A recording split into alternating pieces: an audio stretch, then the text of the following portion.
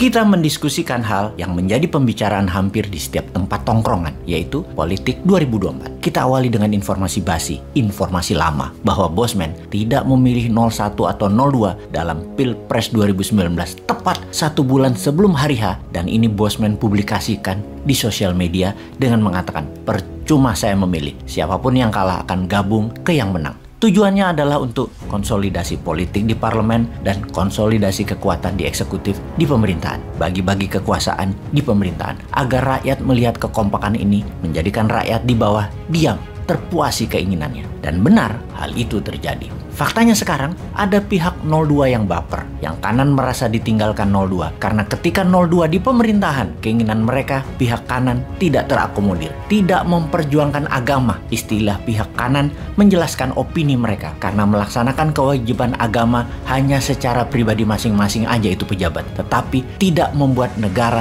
menjadi beragama. Itu versi opini mereka. Kekuatan kanan yang ingin agama diterapkan ini, bahkan ada yang sampai pengen khilafah. Mereka adalah kelompok kanan luar. Mereka garang di mimbar, di majelis-majelis, dan di sosmed. Kritiknya pedas, bahkan bengis. Di sisi seberang, kanan dan kanan luar itu menyerang sisi kiri, yaitu mereka yang minoritas agama dan minoritas kesukuan, yang kebetulan mereka memegang ekonomi negara Indonesia lebih dari 60%-nya. Tidak secara terang-terangan menyebut istilah ini, namun gerakan kanan luar di sisi seberangnya bagi minoritas keturunan menjadi terancam akan nyaringnya kerasnya suara kanan, khususnya suara kanan luar, yang membuat menjadi gaduh dan terus-terusan berisik. Yang kiri dan kiri luar dekat dengan pemerintah karena memang sponsornya mereka, dekat dengan pembuat kebijakan dan regulator. Bahkan pejabat-pejabatnya pun sponsornya ya mereka ini untuk duduk di kursi empuk parlemen atau di kursi empuk kabinet. Kebijakan-kebijakannya menjadi pro mereka, pro kiri dan kiri luar ini. Dan ini membuat kanan dan pihak kanan luar terhimpit secara cuan, terhimpit secara peluang,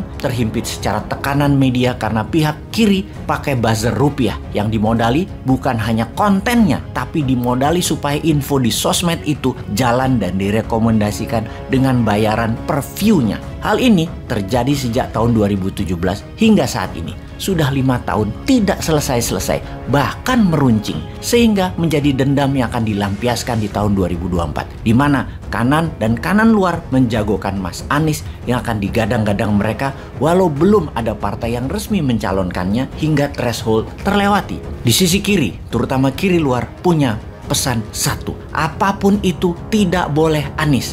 Karena ancaman buat mereka, kiri dan kiri luar itu. Anies tidak bisa melepaskan citranya sebagai wakil dari kanan dan kanan luar. Anies berusaha keras ke tengah, namun impresinya, kesannya belum bisa membawanya ke citra tengah. Sampai saat ini, sisi kiri dan kiri luar punya 2 jalan keluar yang terus dipertimbangkan pihak mereka. Pertama, ke Banteng Merah dengan Mbak Puan di garis depan yang sedang digadang-gadang. Dan Mas Ganjar digadang-gadang Projo, komunitas pendukung Pak Jokowi. Kemungkinan besar pihak kiri dan kiri luar main 2 kaki, ke Mbak Puan dan ke Mas Ganjar. Namun 70% dukungan ke Mas Ganjar. Mas Ganjar punya perahu kah? Punya. Kemungkinannya ya KIB, Golkar, PAN, dan P3. Ada Opung dan Mas Bahlil dan Mas Erik di sana. Dan ada Pak Jokowi yang selalu di tengah namun miringnya ke Mas Ganjar. Dan ini tidak bisa terelakkan. Wis kroso kok. Tapi ini kan pendapat Bosman. Kerasa bahwa Pak Jokowi miring ke Ganjar. Mas Ganjar ya gamang sekarang. Dia galau. Nggak enak sama Bu Mega. Nggak enak dengan Banteng Merah. Nggak enak sama Mbak Puan. Tapi peluangnya besar Mas Ganjar dapat perahu dan bisa tanding. Lalu ada yang punya suara politik besar, Pak Prabowo, namun tidak dapat dukungan kanan apalagi kanan luar. Juga pihak kiri dan kiri luar mikir 10 kali mencalonkannya untuk keempat kalinya bagi Pak Prabowo ini. Sekedar mengingatkan, kiri dan kiri luar itu secara jumlah tidak banyak, namun mereka punya cuan dan punya pengaruh politik. Pihak kanan dan kanan luar lebih banyak jumlahnya dibandingkan kiri dan kiri luar. Mungkin 3-4 kali lipat lebih banyak. Kekuatannya adalah di panggung dan di mimbar, serta orasi-orasi mereka. Pengulangan-pengulangan informasi semua bisa menjadi kebenaran yang dipegang teguh pendengarnya atau pengikutnya. Ada sebuah skenario berikutnya, dan ini skenario pamungkas. Tujuannya untuk apa skenario pamungkas? pamungkas ini. Ada 3 kemungkinan pendaratan di akhir jabatan, yaitu smooth landing, hard landing, atau crash landing. Kalau inflasi meningkat, ekonomi belangsak di tahun 2024, maka yang jadi bisa wakil dari kanan dan kanan luar. Posisi pejabat sekarang adalah crash landing.